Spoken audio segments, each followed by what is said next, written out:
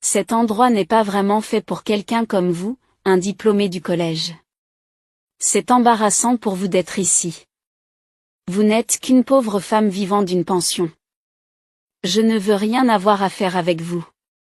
Alors, pourquoi ne pas partir, ce sont les mots durs que la femme de mon fils aîné m'a adressés. Et ce fut la goutte d'eau qui fit déborder le vase. J'avais supporté leur arrogance pendant des années. Mais cette fois, ma patience a fini par céder. J'étais tellement furieuse que je ne pouvais plus me retenir. J'ai commencé à parler. Si seulement, mais avant que je puisse finir, la femme de mon deuxième fils, qui avait l'air un peu pâle, m'a interrompu. Oh, allons, ne me dis pas que tu ne sais pas.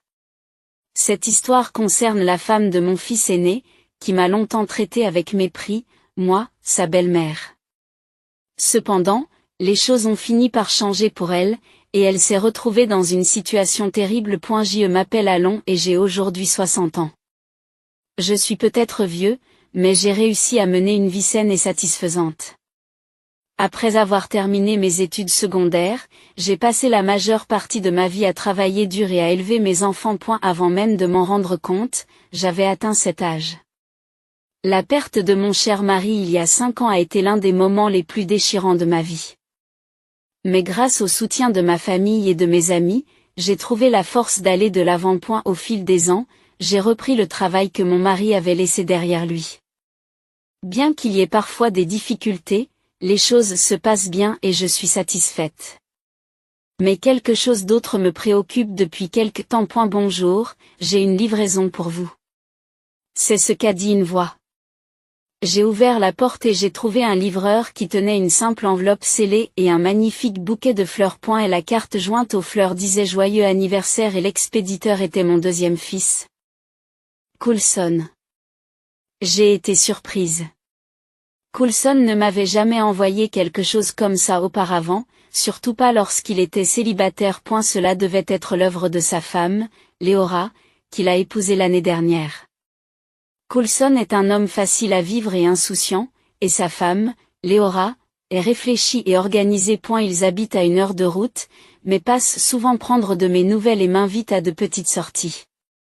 J'ai pris le téléphone pour appeler Léora et la remercier pour les jolies fleurs. Lorsqu'elle a répondu, elle m'a joyeusement souhaité un joyeux anniversaire. J'ai entendu dire que vous aimiez les fleurs. J'espère qu'elles t'apporteront un sourire. Portez-vous bien et nous nous réjouissons de vous revoir bientôt, m'a-t-elle dit chaleureusement. Léora est une épouse merveilleuse, bien plus que ce que j'attendais de mon fils décontracté. L'autre enveloppe a attiré mon attention. Elle provenait de mon fils aîné, Beckett. Elle contenait une carte d'anniversaire. Tout comme Coulson, Beckett n'est pas du genre à envoyer des cartes de son propre chef. Je savais donc que sa femme, Serafina, était à l'origine de cette carte. Serafina, la femme de mon fils aîné, est la source de beaucoup de mon stress. Elle est fière de son éducation impressionnante et de son emploi dans une entreprise prestigieuse. Elle a une personnalité forte et dominatrice. Franchement, elle peut être carrément arrogante. Elle juge constamment les gens en fonction de leur niveau d'études et de leur statut professionnel. Si quelqu'un ne répond pas à ces critères élevés, elle se moque de lui. Comme je n'ai fait que le collège et que j'ai toujours travaillé, Serafina m'a toujours regardé de haut. Au fil du temps, son attitude n'a fait qu'empirer. Elle se présentait souvent chez moi à l'improviste, s'attendant à ce que je lui fasse la cuisine, disant qu'elle était fatiguée par son travail. Elle m'a même demandé de l'argent dans le dos de Beckett. Alors que cette dernière occupe un poste de direction dans une chaîne de restaurants et que l'argent n'a jamais été un problème pour elle. Malgré tout, j'ai supporté Serafina parce que j'aime Beckett. Il est doux et me rappelle mon défunt mari. Mais pour être honnête, le comportement de Serafina me blesse profondément, et je ne me suis jamais senti bien dans la façon dont elle me traite. Pourtant, elle a envoyé une carte d'anniversaire et j'ai pensé qu'il serait poli de la remercier. Je l'ai donc appelée. Elle a répondu, l'air fatigué. Bonjour. Tu peux faire vite? Je suis épuisée par le travail. Je voulais juste vous remercier pour la carte d'anniversaire, lui dis-je. Oh, tu l'as reçue? Super, a-t-elle répondu. Puis, sans perdre une seconde, elle a ajouté, au fait, il y a un dîner de famille qui approche. Au fait, il y a bientôt un dîner de famille, n'est-ce pas? Veillez à vous habiller correctement pour que je ne sois pas gênée. Oui, je vous remercie. Je m'en souviendrai. J'ai répondu, même si ces commentaires m'ont piqué. D'accord, au revoir, dit-elle en raccrochant brusquement. Elle n'a même pas pris la peine de me souhaiter un bon anniversaire. Mais c'est juste Serafina. J'ai soupiré, sentant le poids familier de son impolitesse.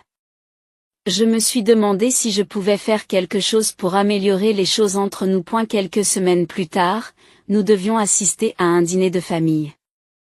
Ma nièce, que j'adore depuis qu'elle est toute petite, allait se marier.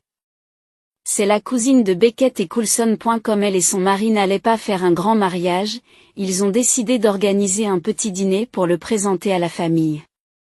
Ils m'ont invité, ainsi que Beckett, Serafina, Coulson et Léora. Je suis arrivée avec Coulson et Léora, traversant la belle cour du restaurant où se tenait le dîner. Il fait beau aujourd'hui, n'est-ce pas? Dis-je à Léora en admirant la tranquillité des lieux. Oui. Et votre kimono est magnifique. Il s'accorde parfaitement avec le cadre. Léora m'a répondu en souriant. C'est une occasion spéciale, alors j'ai pensé que c'était le moment idéal pour le porter, ai-je dit. Oh, j'aurais aimé porter un kimono moi aussi. Cet endroit est si élégant. Dit Léora avec nostalgie. Ne t'inquiète pas. Tu es toujours aussi belle. Je l'ai rassurée. Pendant que nous bavardions, Beckett et Serafina sont arrivés en retard. Bonjour, Iloan. Serafina m'accueillit, le ton plat.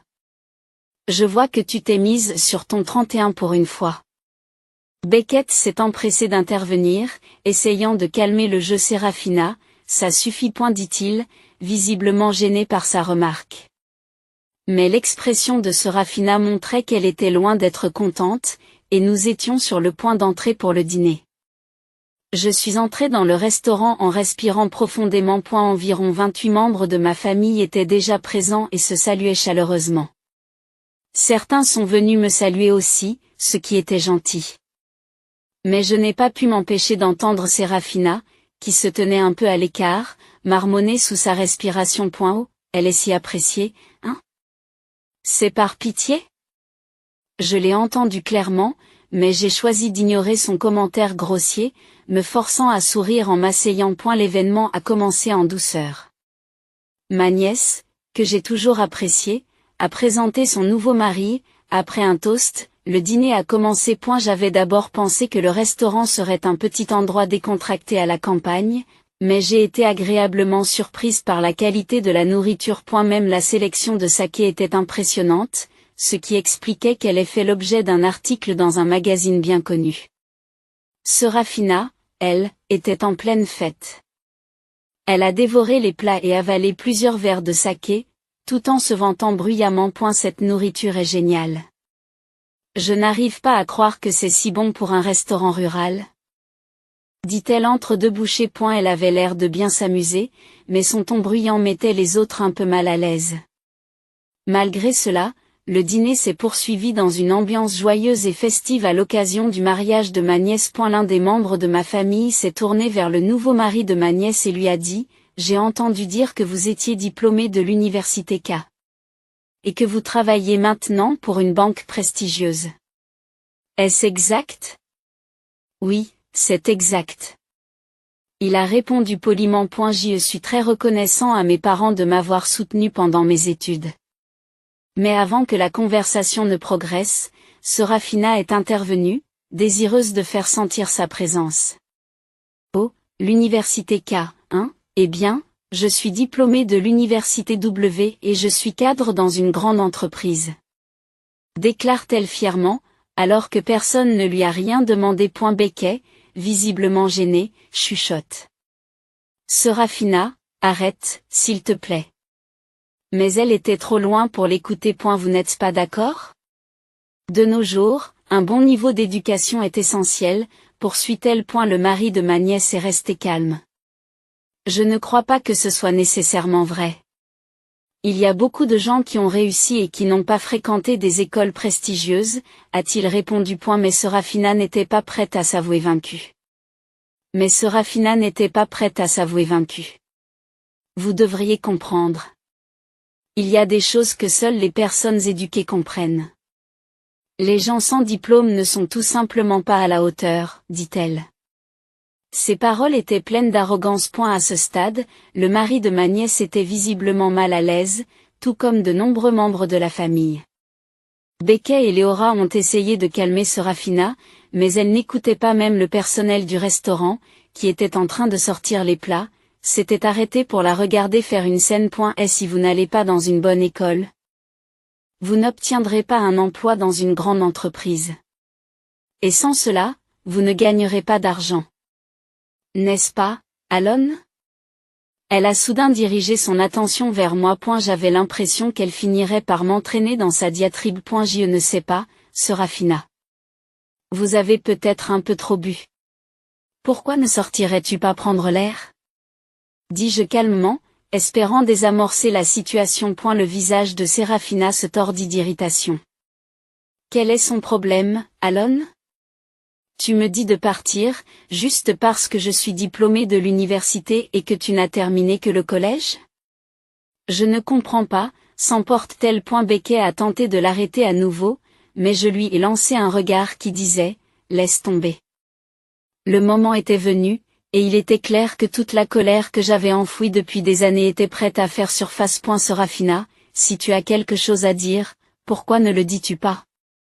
Lui demandai-je directement. Elle laissa échapper un rire moqueur. D'accord, je le ferai. Si j'étais toi, je serais gênée de me présenter à une réunion de famille comme celle-ci. Tu n'as aucune éducation, aucune qualification et tu es au chômage.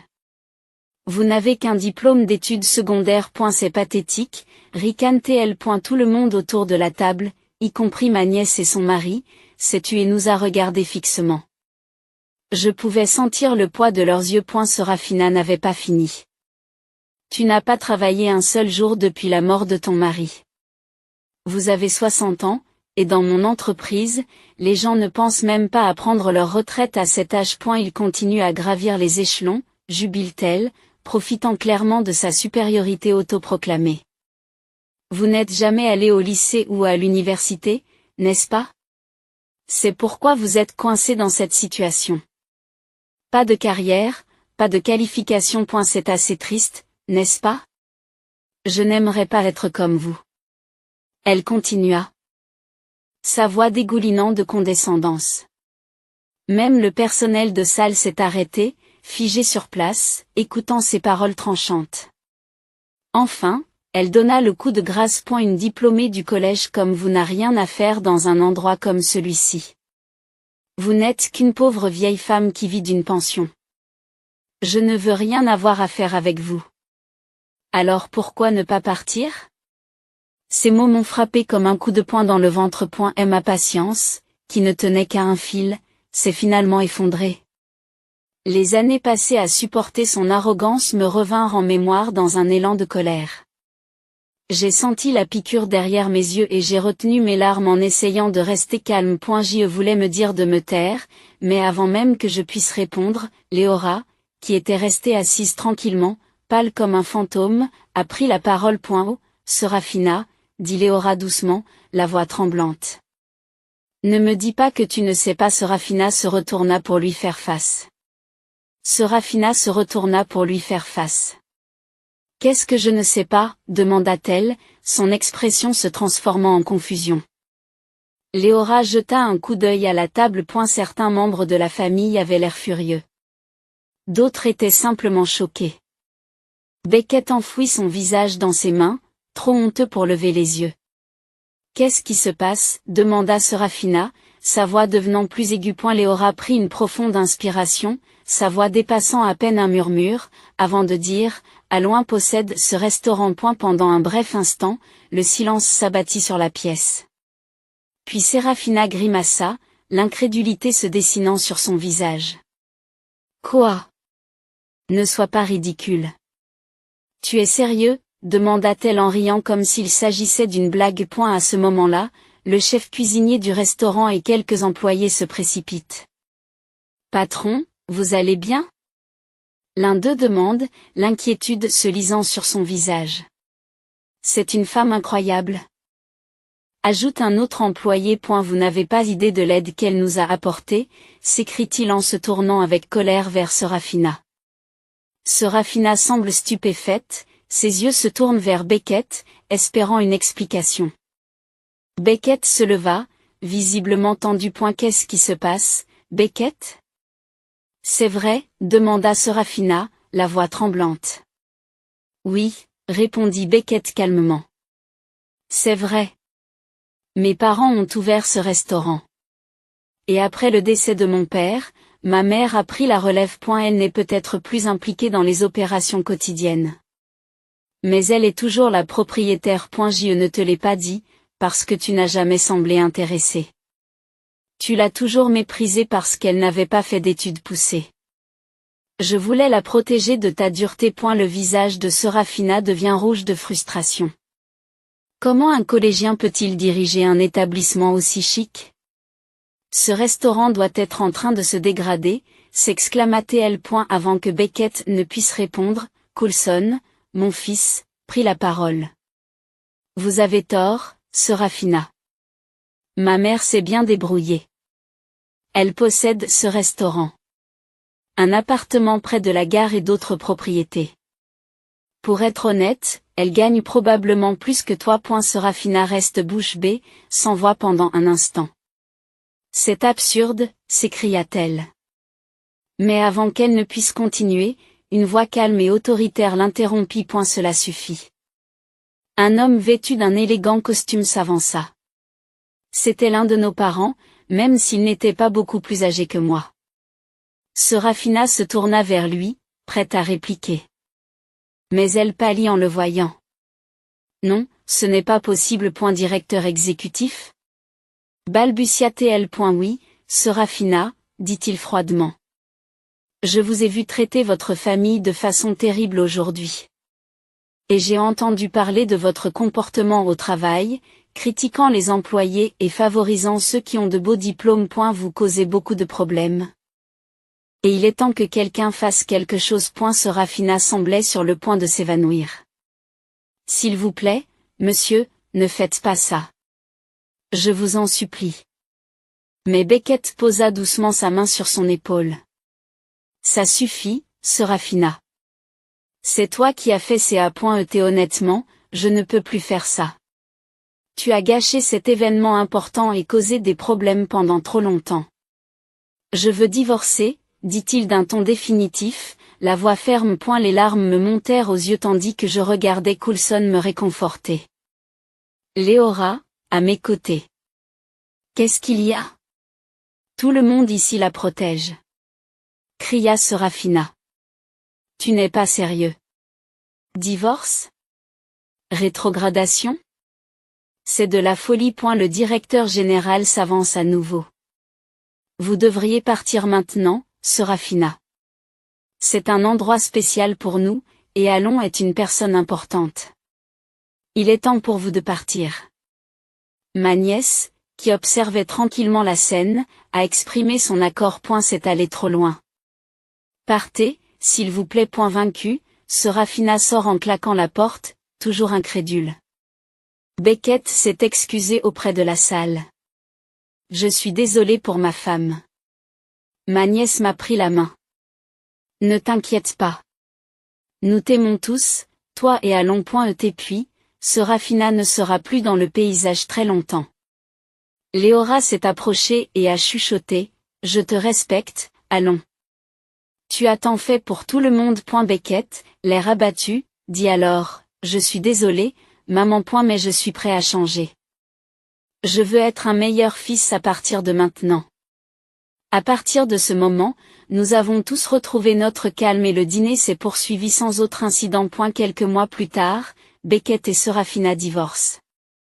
Serafina a fait une scène au tribunal des affaires familiales, essayant de demander une pension alimentaire, mais elle n'a pas eu gain de cause. Une enquête interne à son entreprise a révélé son comportement problématique et elle a été rétrogradée. transférée dans une petite succursale d'une autre préfecture. Malgré toute sa vantardise, elle a été abattue par sa propre arrogance. Puis, quelque chose d'inattendu s'est produit, Beckett m'a dit qu'il voulait reprendre le restaurant. Je n'avais jamais poussé mes enfants à poursuivre l'entreprise familiale. Je voulais qu'ils poursuivent leurs propres rêves, mais au fond de moi, j'avais toujours ressenti une certaine tristesse à l'idée de céder le restaurant à quelqu'un d'extérieur à la famille. Un jour, Beckett est venu me voir avec une expression sérieuse. Maman, j'y ai beaucoup réfléchi. Ce restaurant est le fruit de l'amour et de la passion de papa et de toi. Je veux prendre la relève et protéger ce que vous avez construit. J'ai été touché. Merci, Beckett, ai-je dit. Mais tu as d'abord beaucoup à apprendre. Je te guiderai. Et ensemble, nous ferons en sorte que le restaurant prospère. Beckett a commencé à travailler avec moi au restaurant, et j'ai recommencé à m'occuper de sa formation. Il a travaillé dur, déterminé à être à la hauteur de l'héritage de son père et de l'amour que j'avais mis dans l'entreprise. Un an plus tard, le jour de mon 61e anniversaire, alors que Beckett et moi attendions devant sa maison, une voiture s'est arrêtée. Léora en est sortie, le visage rayonnant de joie. « Joyeux anniversaire, Louan, dit-elle. Coulson l'a suivi, portant délicatement leur nouveau-né. Nous voulions fêter cela avec vous, a-t-il dit chaleureusement. J'ai souri, ressentant un élan de bonheur. J'étais enfin devenue grand-mère, et ma famille était plus unie que jamais. En regardant mes petits-enfants et mon fils, qui était devenu un homme compétent et responsable, j'ai ressenti un sentiment de paix. Il était temps de passer le flambeau et de me concentrer sur ma famille. Beckett, qui est désormais un chef à part entière, reprendra complètement le restaurant cette année. Et tandis que je le regardais avec fierté, j'espérais secrètement qu'il trouverait aussi quelqu'un de nouveau, quelqu'un qui l'apprécierait vraiment. L'avenir s'annonçait radieux.